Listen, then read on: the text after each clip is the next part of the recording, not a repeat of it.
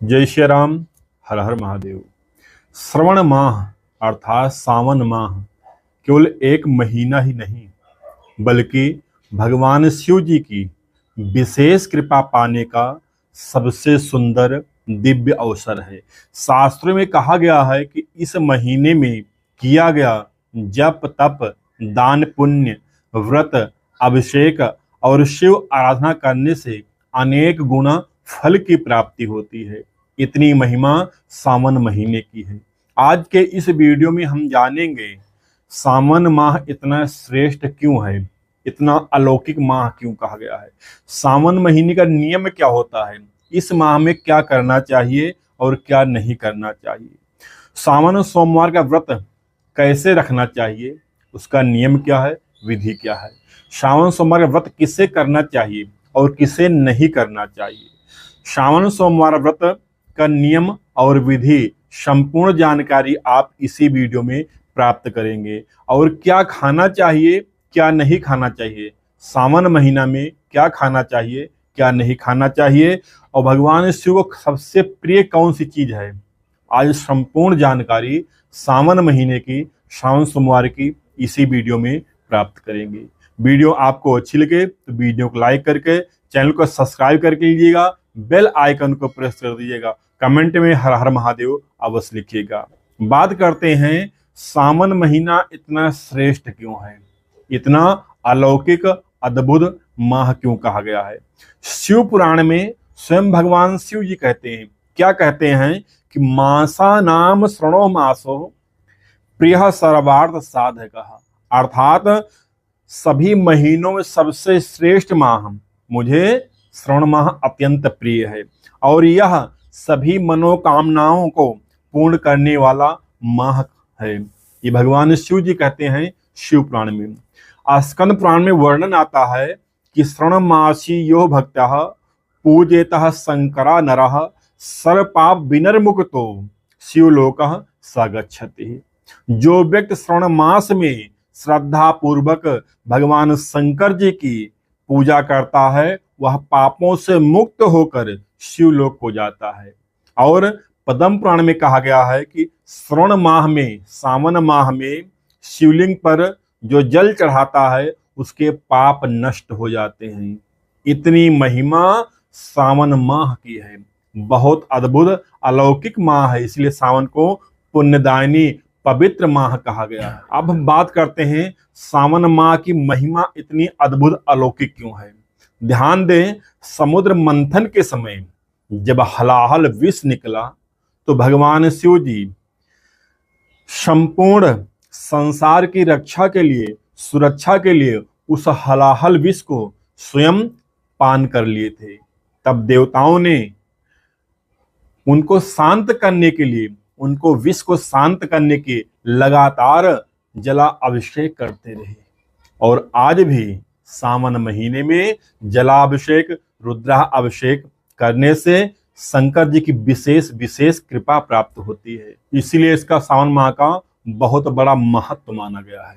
अब बात करते हैं सावन माह में क्या करना चाहिए। देखिए, सावन महीना में इतना अद्भुत माह है, इतना पुण्यदायिनी माह है, इस महीने में आपको प्रातः काल ही ब्रह्म मुहूर्त में उठना चाहिए, स्नान करें, स्वच्छ साफ वस्त्र पहने, भगवान का पंचाक्षरी मंत्र ओम नमः शिवाय, ओम नमः शिवाय कोई बोल सकता है, कोई जप कर सकता है।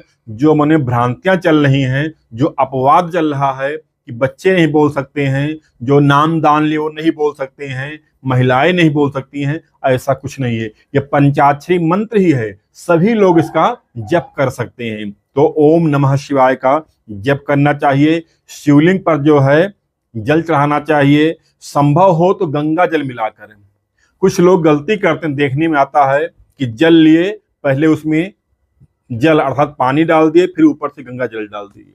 ये जब पानी में गंगा जल डालेंगे तो मदिरा के सदृश हो जाएगा, उसको चढ़ाने से पाप लगता है, दोष लगता है। तो कैसे करें, लोटा को पहले साफ करके पोंछ करके पहले गंगा जल डाल दें, 2-4 बूंद ही डाल दें, फिर ऊपर से जल अर्थात पानी भर दे, वो गंगा जल के सदृश हो जाएगा। ऐसा नहीं कि पहले पानी डालें फिर ऊपर से गंगा जल, ऐसा नहीं करना चाहिए।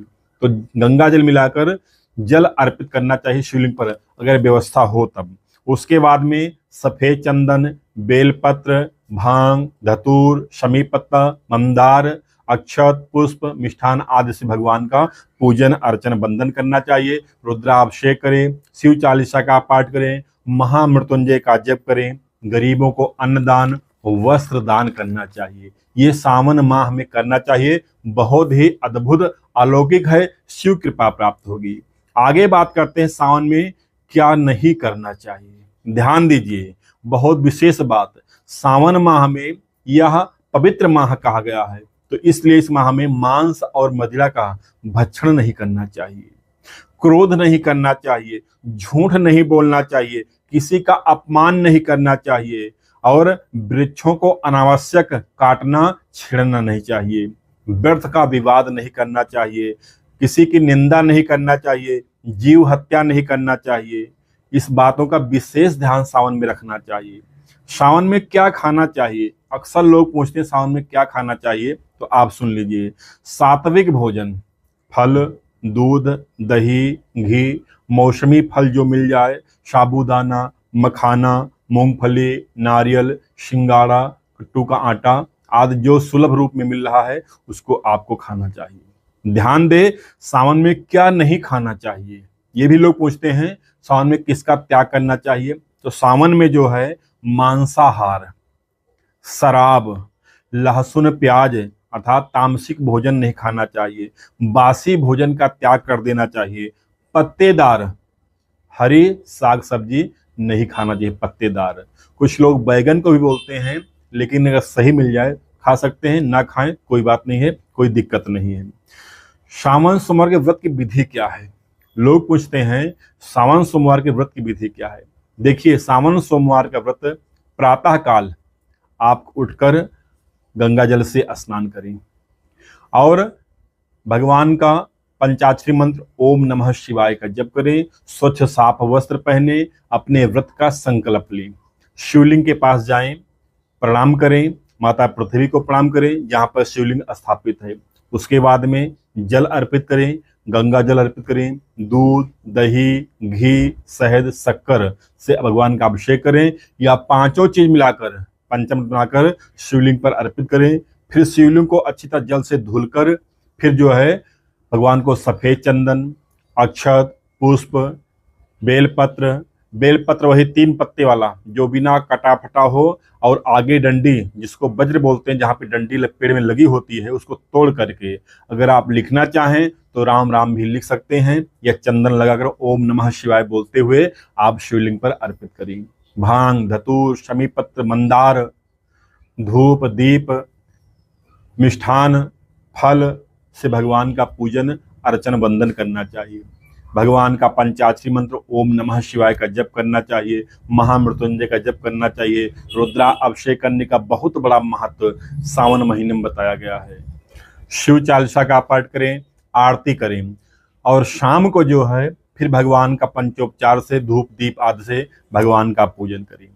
सावन सोमवार का व्रत कितना करना चाहिए, ये विशेष बातें होती हैं, कितने सोमवार का व्रत करना चाहिए। ध्यान दीजिए, जो सोमवार पड़ता है, चाहे 4 सोमवार पड़े या 5 सोमवार पड़े, उन्हीं सोमवार का व्रत करना चाहिए। ये लोक रीत है कि एक आषाढ़ माह का ले लीजिए या एक भादो माह का ले लीजिए, 5 पूरे कर दीजिए। ऐसा नहीं है, ये केवल लोक रीत है, कर सकते हैं। बाकी शास्त्र सम्मत यही है कि सावन माह में जो सोमवार पड़े, 4 पड़े या 5 पड़े, उन्हीं सोमवार का व्रत रखना चाहिए। आखिरी सोमवार में जो है यथा सामर्थ्य उद्यापन कर देना चाहिए। अब बात करते हैं सावन सोमवार व्रत किसे करना चाहिए। ये विशेष बात है, व्रत कौन कर सकता है। तो व्रत कोई कर सकता है, स्त्री हो या पुरुष हो, बच्चा हो या बुजुर्ग हो, कोई भी हो, जिसके व्रत की रहने की सामर्थ्य है, जिसकी भगवान के प्रति, शंकर जी के प्रति प्रीति है, आस्था है, वह व्रत रख सकता है, इसमें कोई संदेह नहीं है।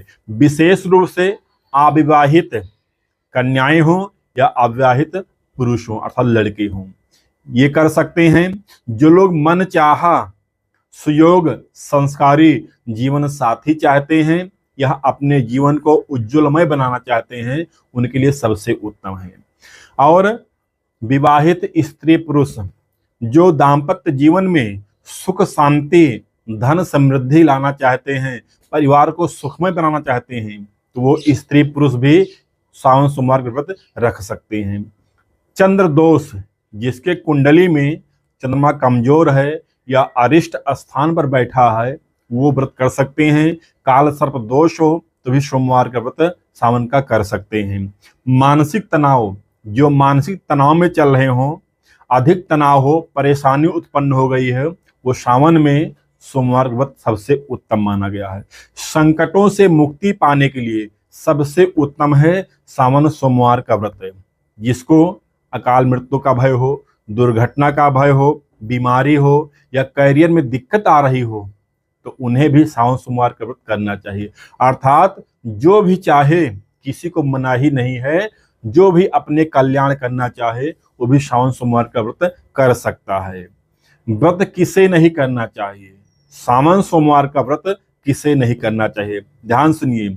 जो बच्चा हो, छोटा बच्चा हो, जिसके भगवान के प्रति जानकारी ना हो, उसे व्रत नहीं रखना चाहिए। बुजुर्ग व्यक्ति हो, जो व्रत रखने में सामर्थ्य ना हो, जबरदस्ती व्रत नहीं रखना चाहिए। बुजुर्ग व्यक्ति हो या बीमारी से ग्रसित व्यक्ति हो या गर्भवती महिलाएं हों, इन्हें कड़े व्रत नहीं रखना चाहिए। अर्थात जो जिसकी सामर्थ्य हो अगर व्रत रखने की, उसी को व्रत रखना चाहिए। इस वर्ष 2026 में सावन माह कब से प्रारंभ हो रहा है और कब समाप्त हो रहा है? ध्यान दीजिए, सावन माह का प्रारंभ हो रहा है गुरुवार 30 जुलाई से प्रारंभ हो जाएगा और सावन माह का समापन शुक्रवार 28 अगस्त 2026 को होगा।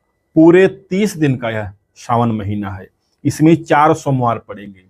पहला सोमवार 31 जुलाई को पड़ रहा है, दूसरा सोमवार 7 अगस्त को, तीसरा सोमवार 14 अगस्त को और चौथा सोमवार 21 अगस्त को। इसी 21 अगस्त को सावन सोमवार आखिरी रहेगा। आप इसी में उद्यापन कर सकते हैं।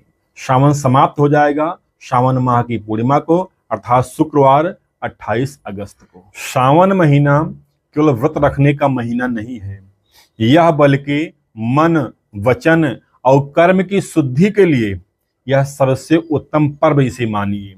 इस महीने में यदि श्रद्धा, संयम और भक्ति के साथ भगवान शिव जी की आराधना करते हैं, शास्त्रों में कहा गया है कि इस प्रकार आध्यात्म की वृद्धि होगी, उन्नति होगी और भगवान शिव जी की विशेष कृपा व्यक्ति पर प्राप्त होगी।